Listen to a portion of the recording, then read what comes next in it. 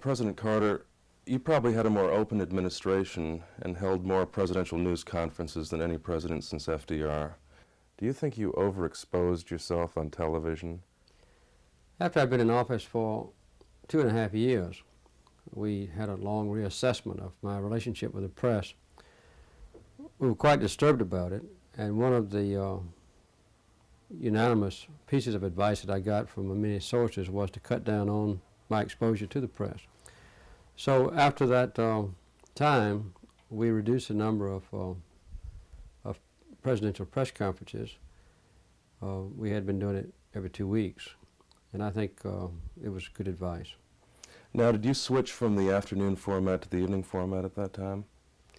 Or was it still mixed? We tried to do as many as possible on the evening format because it was somewhat frustrating to have an afternoon interview when really you don't have many viewers.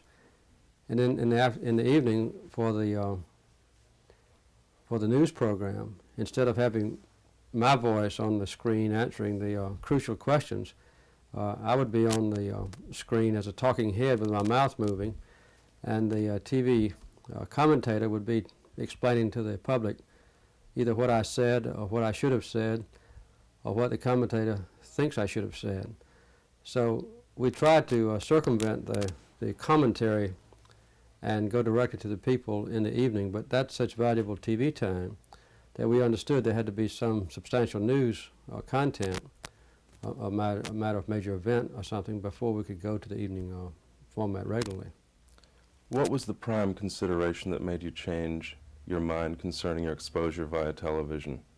That you'd had too much exposure. What turned it around for you after 2.5 years? Well, at that time we were frustrated because I hadn't been able to get the Congress to pass the Comprehensive Energy Program. And I had made 5 nationwide TV speeches to the people, fireside chats and other forms, to try to induce the Congress to act and to get support among the people.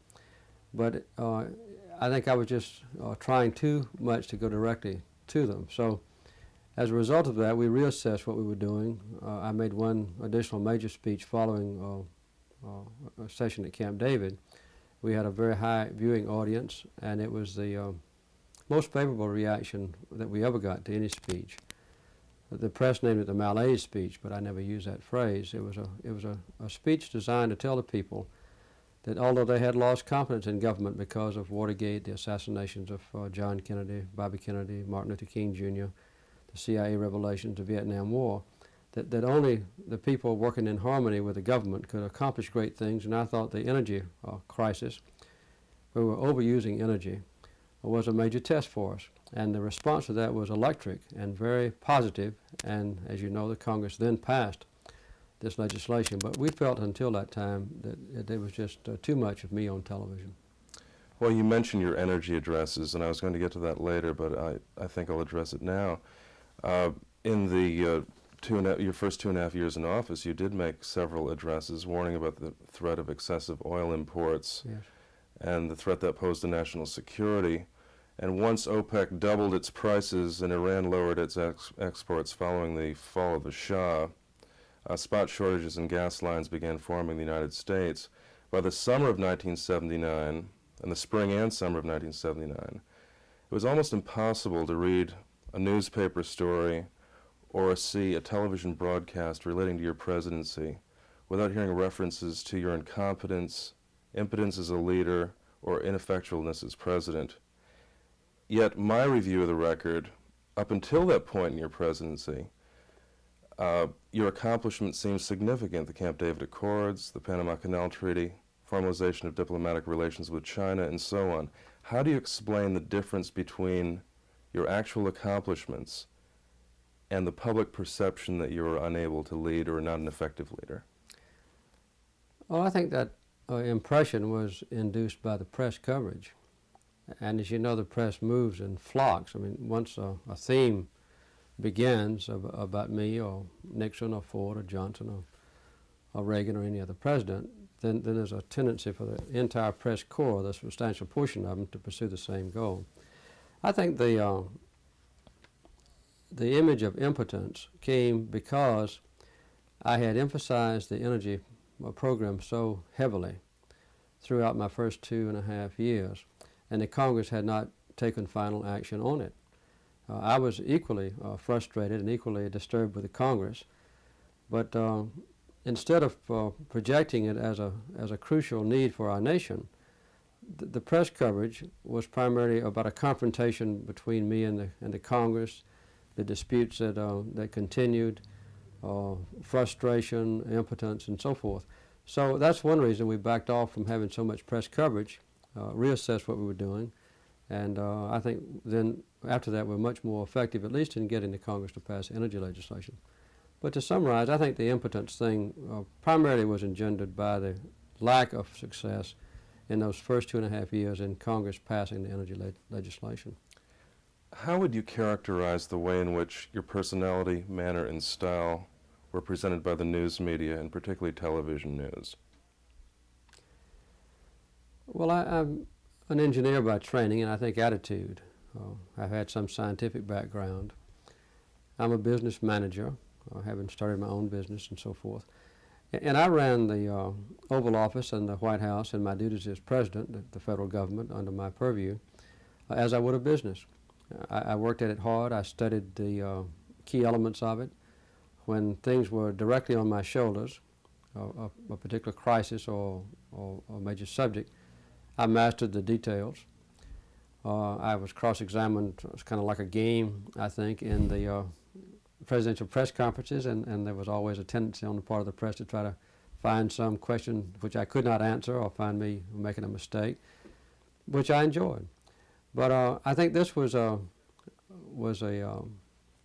characteristic of mine that was denigrated by the press, that I was embroiled in minutia, and that therefore there was some defect in my character.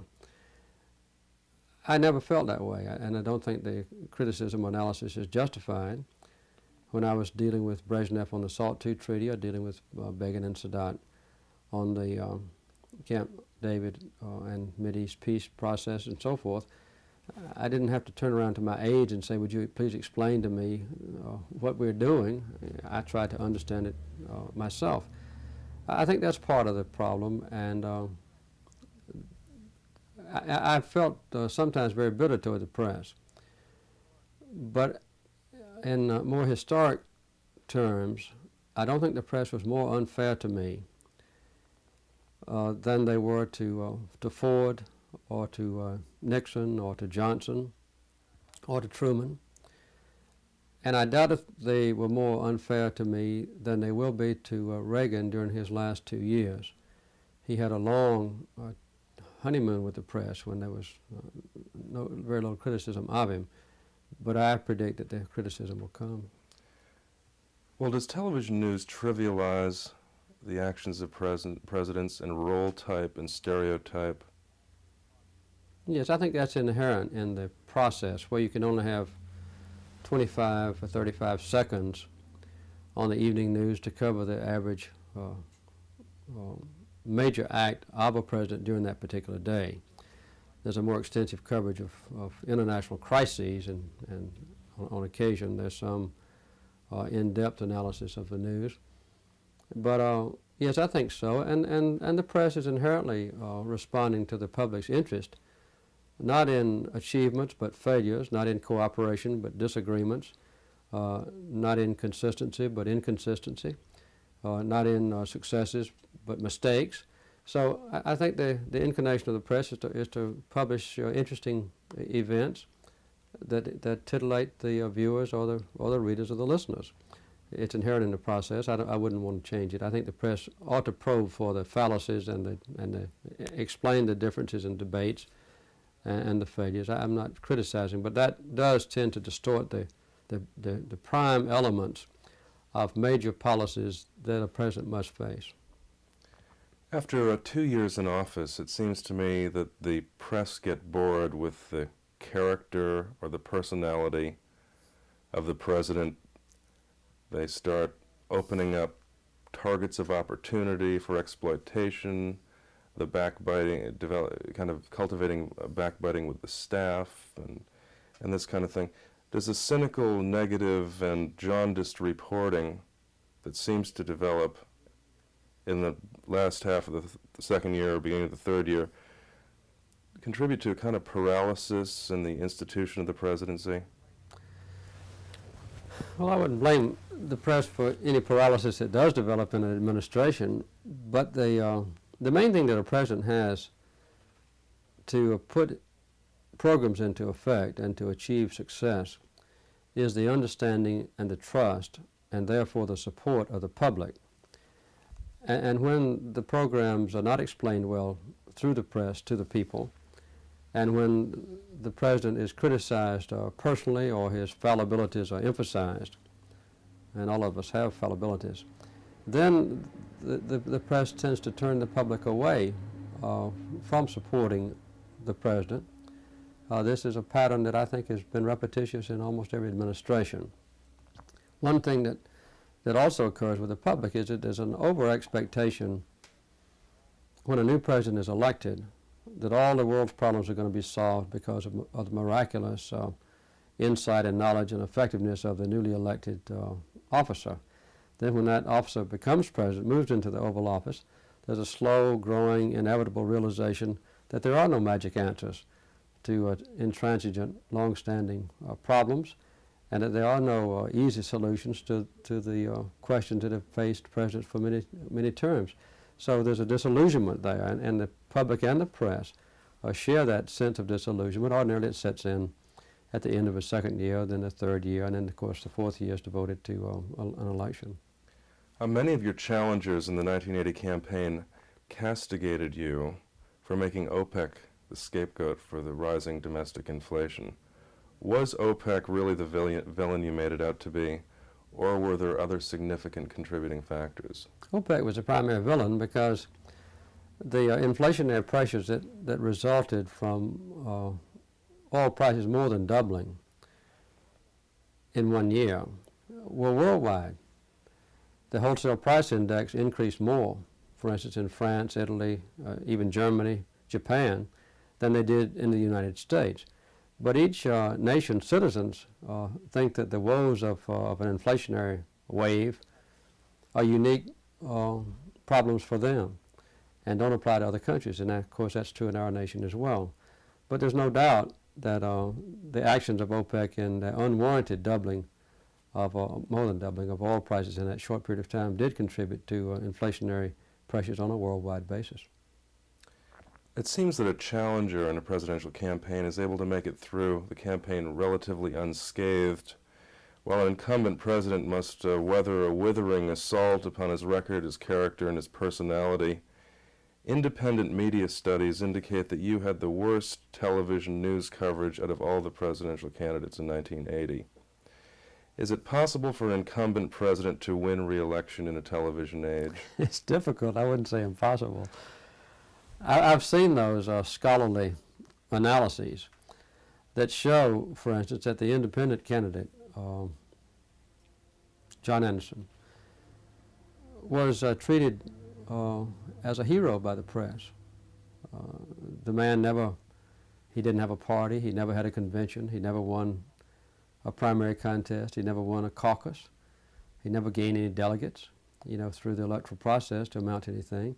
And still he was given not only major coverage by the press as an upstart and an interesting character, but he was seldom, if ever, criticized.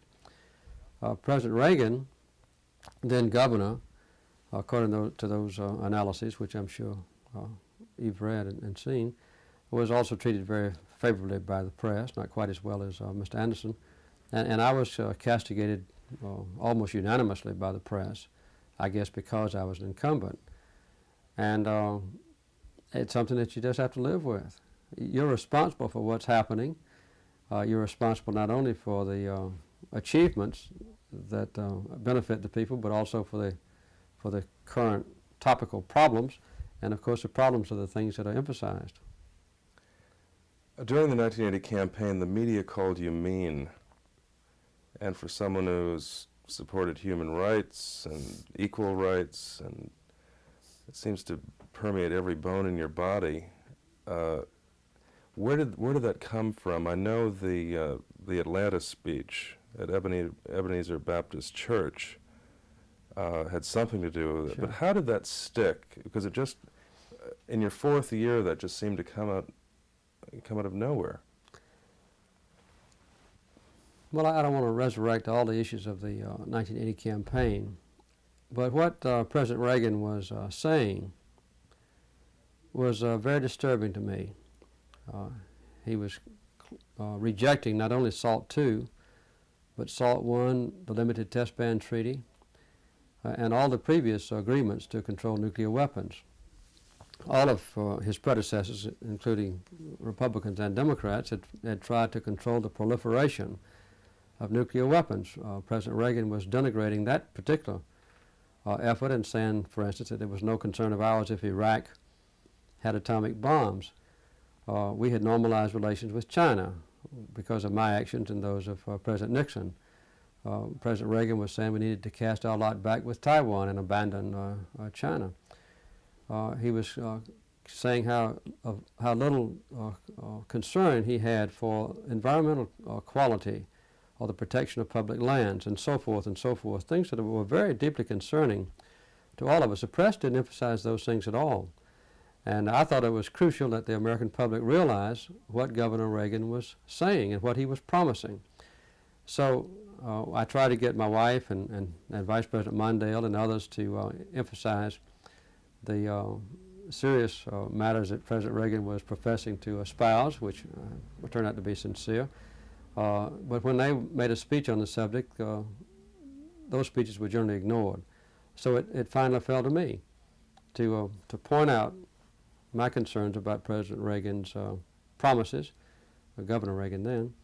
And when I did, the press looked upon me as mean, attacking my challenger. And I think that there were some times when I, in the heat of an extemporaneous speech, had some ill-chosen words. But in retrospect, examining those speeches, I think that I did the right thing by pointing out the very substantial differences between me and Governor Reagan, which later proved to be maybe even a greater chasm than I was trying to emphasize. But that story never stuck, did it? No.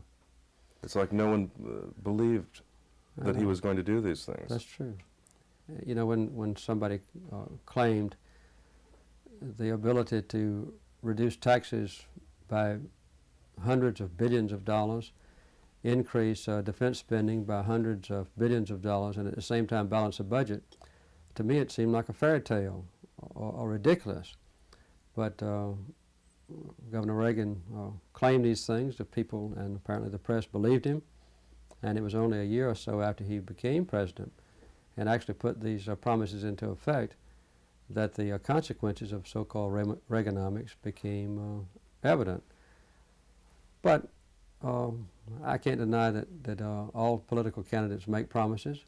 Most of their promises are taken very seriously, but for some reason in 1980 the press did not take seriously the commitments or promises or statements or threats that were being stated by Governor Reagan. Because it should be the proper role of the press to scrutinize particularly complex theories that are forwarded. That's what I think, particularly in a campaign. But there was a preoccupation with a third-party candidacy, and there was a preoccupation with debates and techniques and campaign problems and mistakes that I made and mistakes that Reagan made during the campaign itself, rather than an explanation to the public of the genuine differences that existed between the Democratic Party and the Republican Party, and between Governor Reagan and I as an incumbent. That so far as I know, even in retrospect and studying it, that was never done by the press.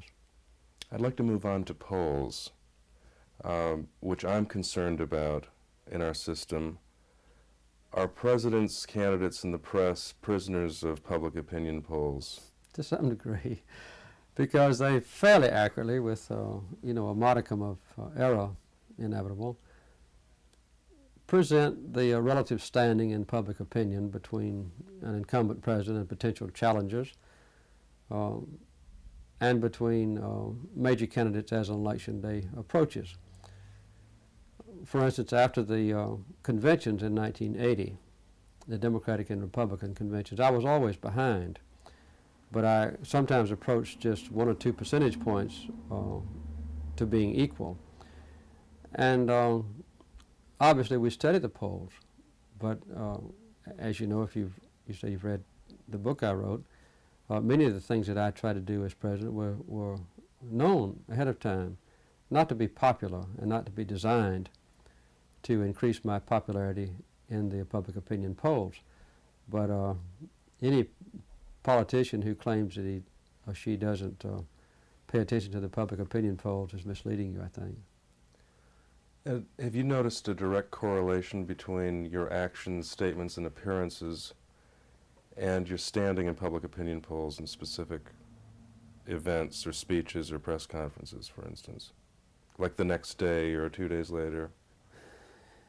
It's hard to say. When we came back from Camp David with a successful agreement between Begin and Sadat, my public opinion standing increased, improved, in a transient way. 6 months later or so, when we actually completed work on the Mideast Peace Treaty, when I went to Jerusalem and went to Cairo and really did more crucial work personally, strangely enough, my public opinion standing decreased or got worse. It's an unpredictable kind of thing, and I don't really know how to explain it. Do the interpretations of public opinion polls by political pundits and columnists become self-fulfilling prophecies? On occasion, but I wouldn't say inevitably. Of course, some of the pollsters are columnists themselves.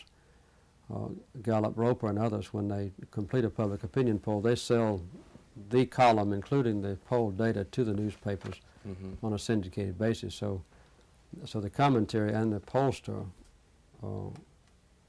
originate the same source. I read Pat Cadell's memos that were in the back of Elizabeth Drew's book that were written to you, and it seemed to me that in some of your campaign speeches and during the debate that you were parroting what sophisticated polling data indicated people wanted to hear you say, and I suspect Governor Reagan did the same. Now, I might be wrong in this, and I don't mean it in an insulting way, but would you comment upon having these highly sophisticated analyses available to you, seeing on a demographic basis across the board what people want to hear and what effect that has on what you say? Well, I don't believe any time that I was in the White House or a candidate, or in the governor's office or a candidate, that I ever made a misleading statement or tried to convince the public of a fact when I knew it to be incorrect or distorted. When a particular issue is of major importance to the public, for instance, environmental quality, and you have an option of 100 different topics that you can address during a speech or another opportunity to present views to the public, you naturally are inclined to emphasize your good record, if it exists, on the issues that are important to the public. And of course, if I had a good record on environmental quality and I knew from the public opinion polls that environment was of major concern to the American people, I would certainly emphasize it and cover that if I could. But they also tell you what to stay away from, what areas that aren't feasible for you to get into. On occasion, but I think you know that when you have a series of press conferences, and I probably had, I don't know, maybe 50 while I was president, then you can depend upon the news media to cover the issues that they think might be embarrassing, or on which you have failed, or which would present answers that would titillate their viewers or readers. So I don't think it's possible for a president who lets himself be confronted by the press on a regular or frequent basis to cover up an issue just because he thinks it might be politically detrimental to address it.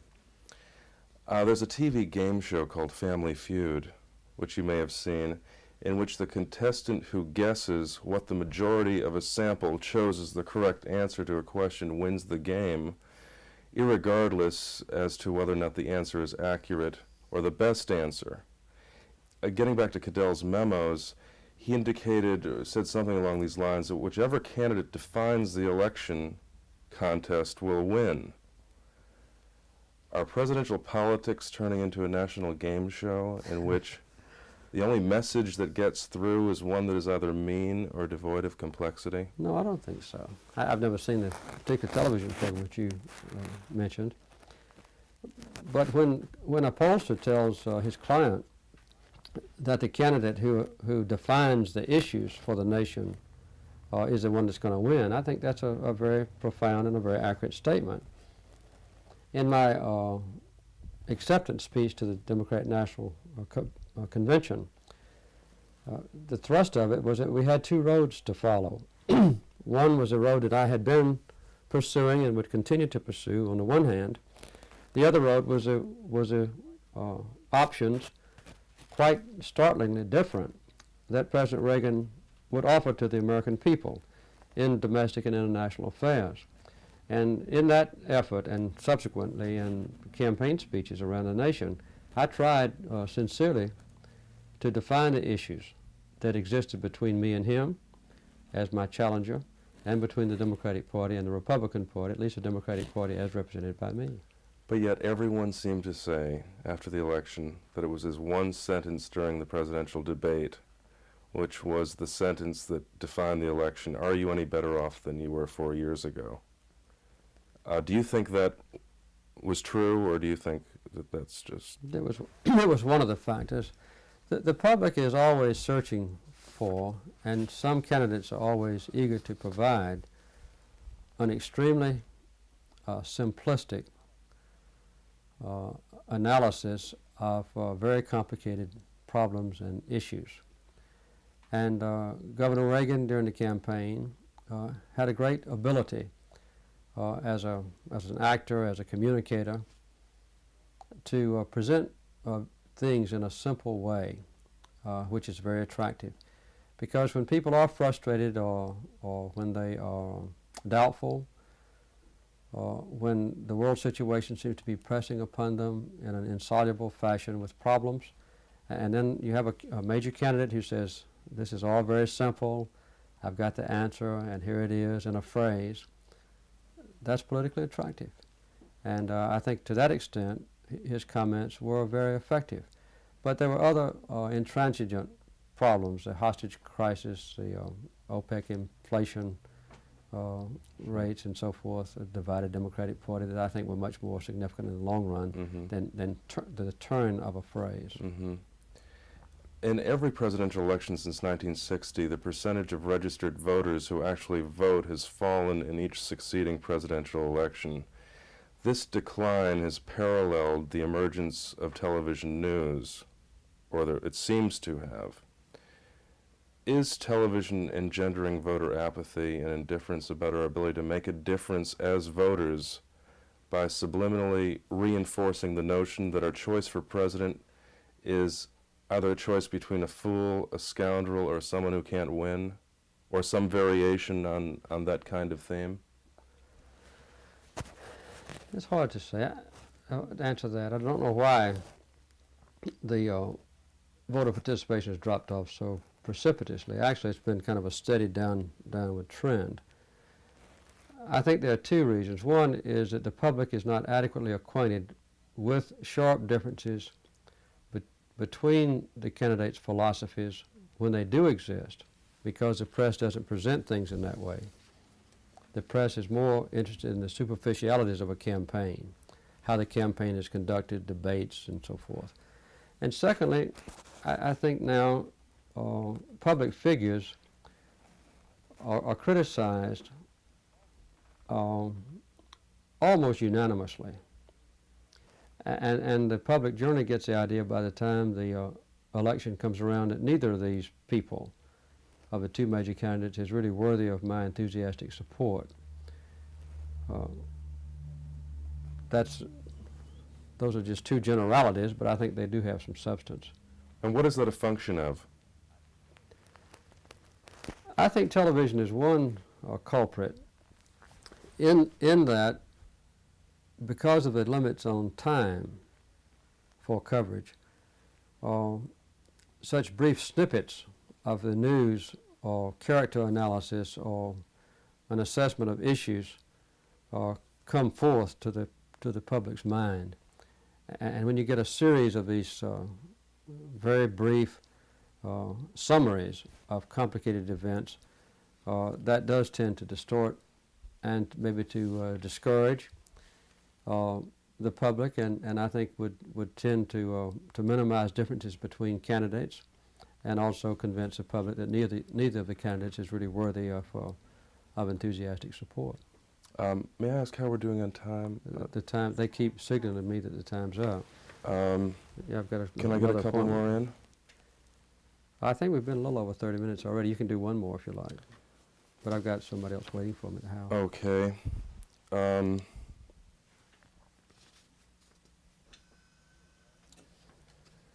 You were roundly criticized for claiming that it was necessary to stay in the White House during the hostage situation as the Iowa caucus and the presidential primaries proceeded.